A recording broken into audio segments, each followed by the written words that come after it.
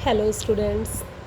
बेटा पिछले लेक्चर में हमने सीक्वेंस पढ़ा था। हमने डेफिनेशंस की थी sequence, bounded sequence, unbounded sequence, constant sequence, है ना, lower bound, upper bound, GLB, LUB, इन सब के बारे में हमने पढ़ा था, है ना। बेटा आज हम स्टार्ट कर रहे हैं convergent sequence. What means by convergent sequence, which is most important topic. Okay, क्या है? A sequence an is said to be converse to a real number L if for any given epsilon greater than 0, however small it may be, there exists a positive integer n depending upon epsilon, such that modulus of an minus L is less than epsilon for all n is greater than equal n। क्या है बेटा कि any sequence an is said to be converse to any real number L। देखो convergent sequence है तो किसी number को converge करेगी, है ना। तो और यहाँ पे हमने पहले ही स्टार्ट किया, तब भी सीक्वेंस स्टार्ट की तो ही हमने बोल दिया था कि अपने सिलेबस में रियल सीक्वेंस चलेगी, है ना। अगर रियल सीक्वेंस है तो वो रियल नंबर को कन्वर्ज करेगी। तो any sequence A N is said to be converges to a real number l. कब करेगी एल को बेटा? If for any epsilon greater than 0। Epsilon however small होगा, जितना पॉसिबल हम स्मॉल लेंगे, ठीक है। उसके लिए क्या होगा बेटा? There exist a positive integer n, कोई पॉजिटिव इंटीजर n मिलेगा, सच दैट कैसे होगा कि modulus of a n minus L is less than epsilon for all n is greater than equal n।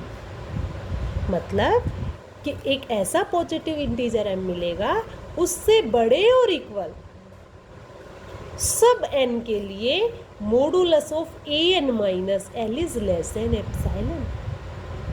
m से बड़े जो भी नंबर है, कोई भी नंबर है बेटा, उस टर्म में से, टर्म ही होती है ना बेटा, एन टर्म होती है ना, तो ए एन में से अगर लिमिट को सब्ट्रैक्ट करके मॉडुलस लगाया जाए तो वो एप्सिलॉन से लेस होगा, ठीक है।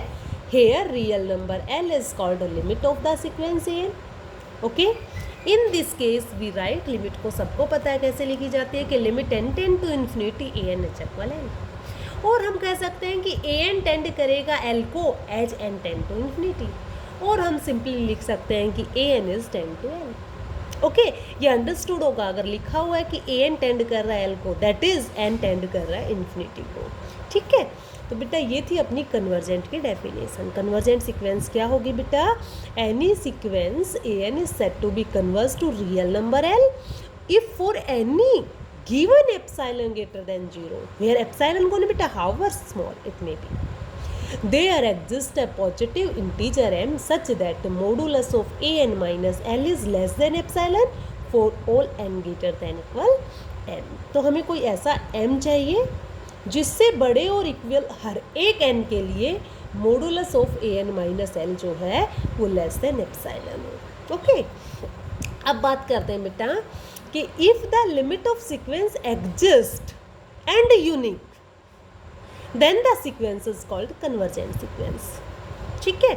अगर एग्जिस्ट करती है बेटा और साथ में unique and unique, then the sequence is called convergent sequence.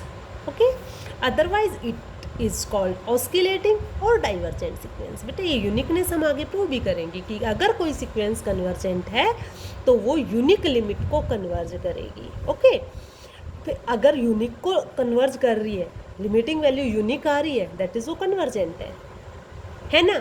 अगर लिमिट डबल आ रही है, ट्रिपल आ रही है, मतलब यूनिक नहीं आ रही है, एक से ज़्यादा आ रही है, तो ऐसे सीक्वेंस को हम कहते हैं बेटा ऑस्किलेटिंग सीक्वेंस, ठीक है, जिसका एग्जाम्पल करेंगे हम। दूसरा, एग्जिस्ट ही नहीं कर रही हो लिमिट, एग्जिस्ट नहीं करने का मतलब लिमिट इन्फिनिटी आ रही हो, दैट इज सीक्वेंस कैसी होगी? Divergent sequence. Okay, limit infinity भी हो सकती है, माइनस इन्फिनिटी भी हो सकती है। ओके, एग्जाम्पल लेते हैं हम तीनों के एक एक करके, वन बाय वन। फर्स्ट हमने लिया कि sequence A N is equal 1/2n, है ना। लिमिटिंग वैल्यू कैसे निकालते हैं कि limit N tend to infinity A N, तो limit N tend to infinity A N is equal क्या आ गया बेटा अपने पास? 1/∞, तो 0 आ गया। मतलब लिमिटिंग वैल्यू जो है वो तो 0 आ गई, और 0 क्या है? एक फाइनाइट वैल्यू है, और ये तो यूनिक आ रही है ना। यूनिक भी है, फाइनाइट भी है, दैट इज सीक्वेंस कैसी होगी? Convergent sequence. और कन्वर्ज किसको करेगी? एल को करती है ना बेटा, लिमिटिंग वैल्यू को कन्वर्ज करती है, दैट इज कन्वर्ज किसको करेगी? 0 को। सेकेंड एग्जाम्पल हमने लिया कि A N is equal sequence N. जब अब limit N tend to infinity मैं करूँगी बेटा, तो limit N tend to infinity N क्या आने वाला है, इन्फिनिटी, या माइनस एन लेते तो माइनस इन्फिनिटी आता है ना। तो यहाँ तो बेटा लिमिट डज नॉट एग्जिस्ट, और जब लिमिट एग्जिस्ट नहीं करती हो तो मैंने क्या बोला था, सिक्वेंस कैसी होगी, डाइवर्जेंट। ओके, तीसरा एग्जाम्पल हमने लिया कि sequence n is equal -1 raise to the power N.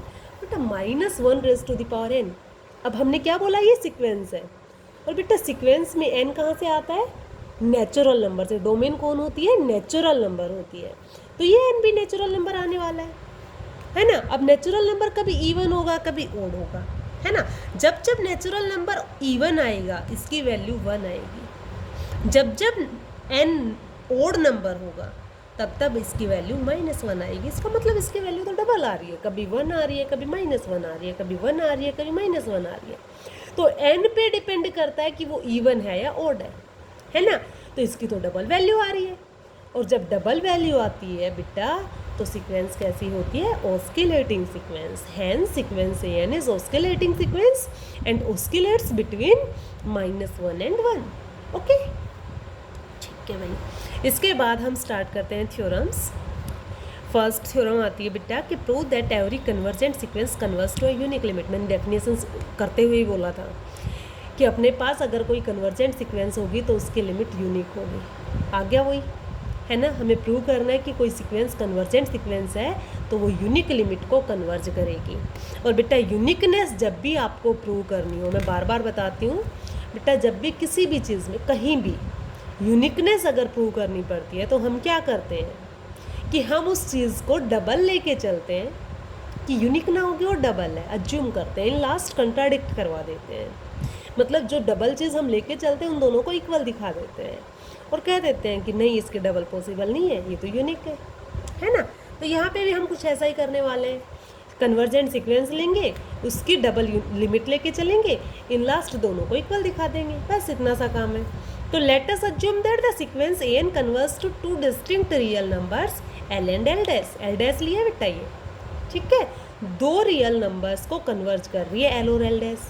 तो भाई एल और एल डैश को अगर कन्वर्ज कर रही है तो कन्वर्जेंट की डेफिनेशन क्या कहती है कि for any epsilon greater than 0 there exist a positive integer n such that modulus of an minus l is less than epsilon whenever n is greater than equal 1 for all n greater than equal n।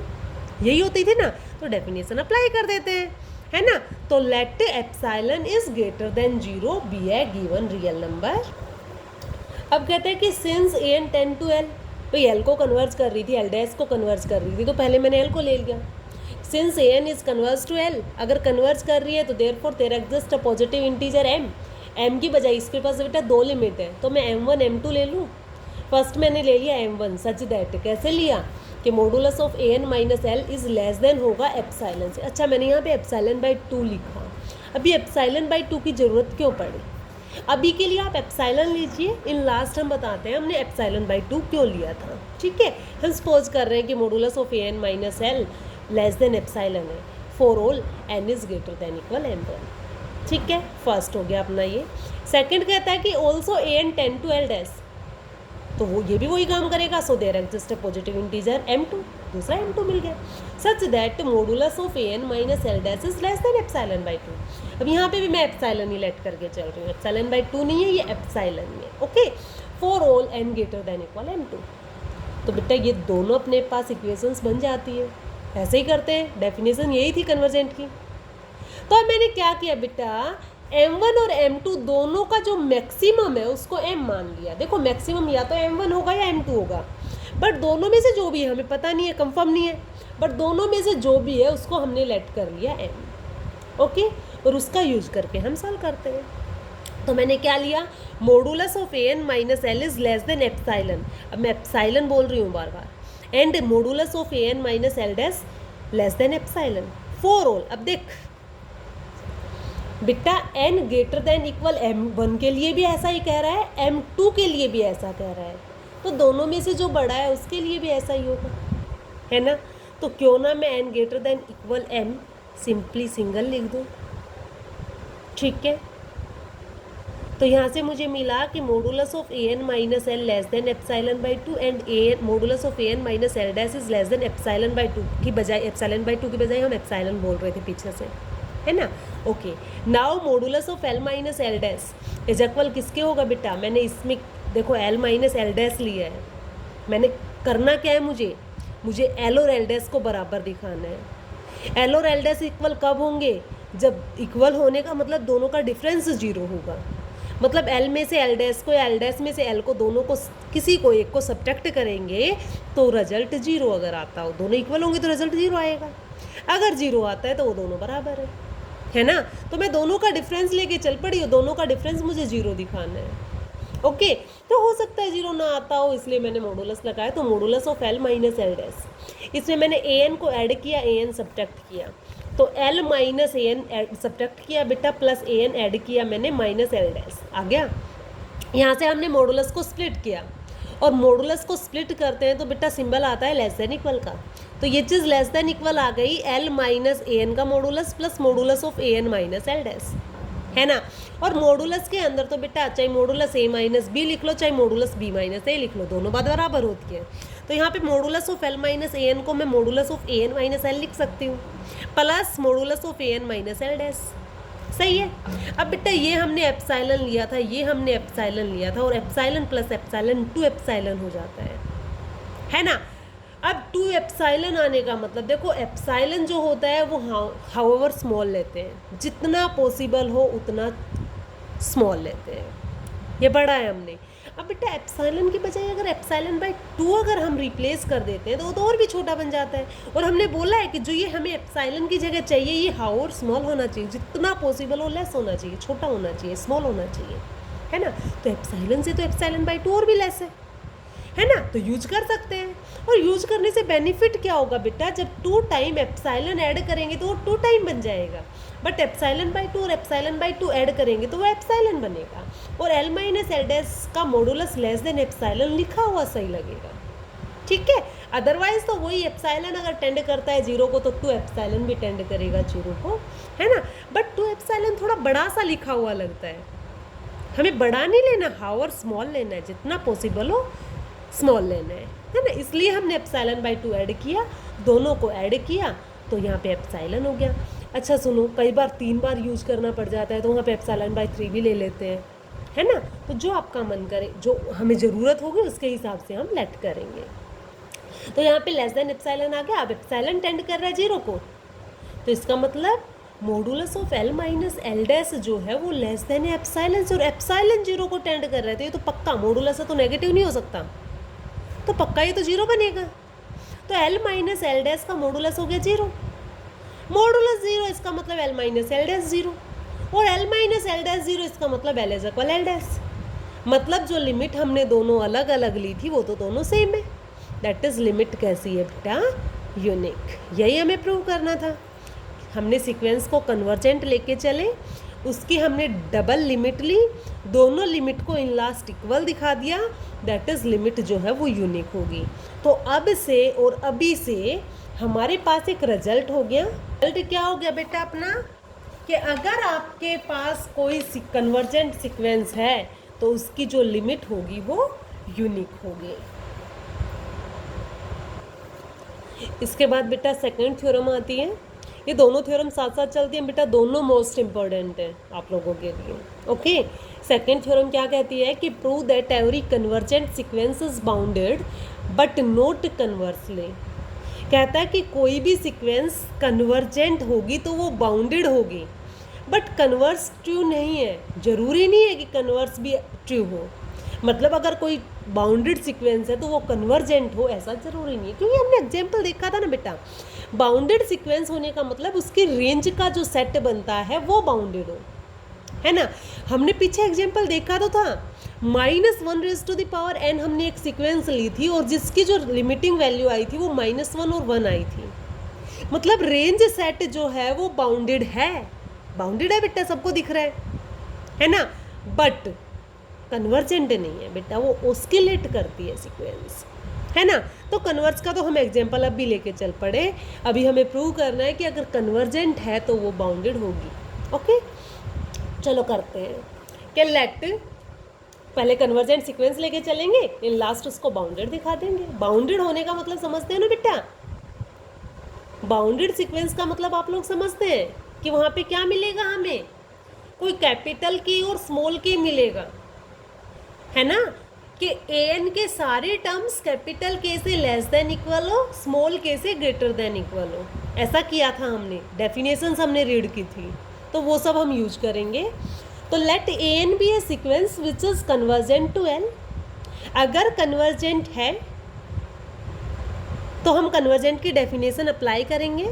Okay, prove क्या करना है बेटा? We shall show that an is bounded sequence. अब sequence convergent है, since sequence is convergent then let epsilon greater than 0 be any given number. अब वो convergent है तो किसी ना किसी को कन्वर्ज करेगी, जो कि हम पहले लेट कर चुके हैं कि वो l को कन्वर्ज कर रही है। तो since an is converge to l, so there exists a positive integer m such that modulus of an minus l is less than epsilon for all n greater than equal m. This is our definition, है ना। अब definition apply हमने की, definition से बेटा मुझे यहाँ मिला मॉडुलस, और हमें बेटा इतना तो सबको पता है कि मॉडुलस ऑफ x अगर लेस देन k हो तो इसका मतलब क्या होता है बेटा? x k से लेस है, इक्वल हो तो इक्वल भी चलता रहता है साथ, उसकी कोई प्रॉब्लम ही नहीं होती, है ना। बट ग्रेटर देन इक्वल होता है माइनस के से। ये सब चीज़ें हमने पढ़ी है बेटा, मॉडुलस की प्रॉपर्टी होती थी ये। तो यहाँ पे भी अपने पास मॉडुलस x की जगह कौन है? an माइनस l है ना बेटा। लेस देन एप्सिलॉन है, मतलब k की जगह कौन आ गया? एप्सिलॉन आ गया। इसका मतलब तो बेटा क्या हो गया? जो x है वो k से लेस होगा, माइनस k से ग्रेटर देन इक्वल होगा, that is an minus l epsilon से लेस होगा, माइनस एप्सिलॉन से ग्रेटर देन होगा। यही बात है, for all n is greater than equal m। सही है बेटा। अब मुझे बात, मेरा इंटरेस्ट जो है वो सीक्वेंस में है ना। तो मुझे क्या करना है? इस l को हटाने के लिए मैं l ऐड कर दूँ। मैंने l को ऐड किया तो यहाँ तो हो गया l minus epsilon, less than यहाँ पे an बच गया, लेस देन यहाँ l प्लस एप्सिलॉन हो जाएगा, है ना। पॉजिटिव टर्म में ऐड करने से कोई प्रॉब्लम नहीं होने वाली। तो for all n greater than equal m। बेटा यहाँ तक का काम अपना हो गया। अब जो है वो इम्पोर्टेंट थिंग है ये, जो मैं k और स्मॉल k और कैपिटल k की बात कर रही थी, उनकी बजाय बेटा मैंने t और कैपिटल t लिख दिया। देखो स्मॉल t हमने लेट किया, क्या लेट किया? हमने ऐसा मिनिमम नंबर लिया जो a1 a2 to m minus 1। देखो m ग्रेटर देन m जो है वो लेस देन है और इक्वल है n से। इसका मतलब am की बात तो हम नहीं कर रहे, हम m माइनस 1 तक की बात कर रहे हैं। तो a1 a2 to am minus 1 तक, और साथ में बेटा इन तीनों में से जो लेस है l माइनस एप्सिलॉन। कहता इन सब का जो मिनिमम है वो मैंने ले लिया स्मॉल t, ठीक है। और इन्हीं टर्म्स में a1 a2 to a minus 1 और l प्लस एप्सिलॉन, ये तो इससे बड़े हो नहीं सकते l प्लस एप्सिलॉन से, ये तो लेस होने ही होने ऑब्वियसली भाई, an तो लेस होना ही होना है l प्लस एप्सिलॉन से, और मुझे चाहिए उसका मैक्सिमम। तो मैं ये लिख के क्यों बेकार करूँ भाई, ये तो लेस रहना है, इससे मुझे ऑब्वियसली दिखाई दे रहा है, तो इसका मतलब मैं सीधा l प्लस एप्सिलॉन यूज कर लेती हूँ। तो क्या आ गया? a1 a2 to am minus 1 to l plus epsilon का जो मैक्सिमम है वो हमने लेट कर लिया t, ठीक है। और हमें पता है बेटा कि स्मॉल t इनका मिनिमम है, इनका मिनिमम में ये भी लेस हो सकते हैं, ये भी लेस हो सकता है। मान लिया ये सबसे लेस है और ये लेस है, तो बेटा an तो इससे बड़ा है ना। और अगर इनमें से कोई लेस है, तो अगर वो लेस है तो बेटा ये बड़ा हो गया, और ये बड़ा हो गया तो बेटा जब बड़ा छोटा है an से, तो जो लेस होगा वो भी छोटा होना है ना। तो इसका मतलब जो ये an है ये तो हर एक स्मॉल t से क्या होगा बेटा? ग्रेटर देन इक्वल होगा। कैपिटल T की बात करते हैं बेटा कि an जो है वो l प्लस एप्सिलॉन से लेस है। अगर सबसे बड़ा l प्लस एप्सिलॉन भी हुआ तो उससे लेस है ना। तो ये प्रॉपर्टी होल्ड हो रही है। बट अगर इनमें से कोई मैक्सिमम हुआ, मान लो a2 मैक्सिमम है, अगर a2 मैक्सिमम है तो बेटा ये l प्लस एप्सिलॉन उससे छोटा है।